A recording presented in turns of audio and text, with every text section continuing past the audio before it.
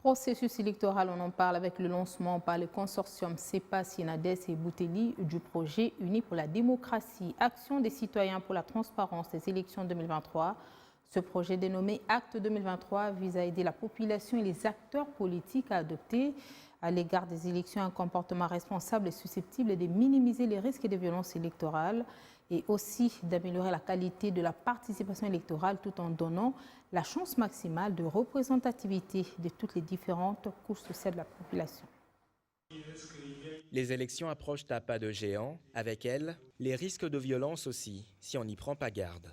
Minimiser ces risques, c'est améliorer la qualité de la participation électorale et donner la chance maximale de représentativité de toutes les catégories politiques et sociales dans les futures institutions.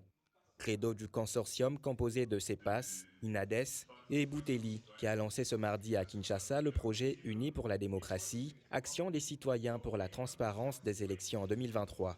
Cette initiative, appuyée par l'Union européenne, vise à éduquer la population à la culture civique et démocratique, afin qu'elle se choisisse des représentants dignes de conduire le pays au développement. C'est un projet qui vise à éduquer notre population à la culture démocratique.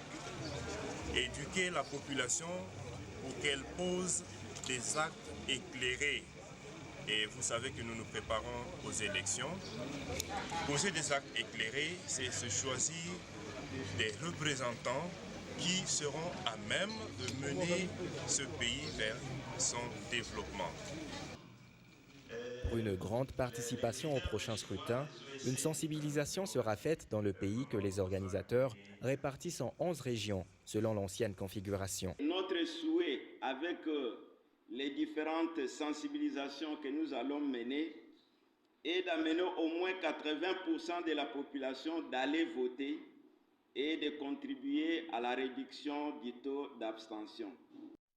Pour entretenir le climat de paix, le projet prévoit le renforcement des capacités des groupes de pression, y compris des jeunes. Nous allons faire des analyses et on va publier des notes d'analyse sur ces acteurs potentiels des violences qui sont susceptibles d'être radicalisés. Nous avons un projet, on a pu identifier quelques groupes, parfois des groupes de pression, parfois juste des groupes sociaux, des structures qui ont ces potentiels de dangerosité. Cette cérémonie constitue concomitamment le coup d'envoi de la mise en œuvre des activités du projet Acte 2023 à travers toute l'étendue de la République.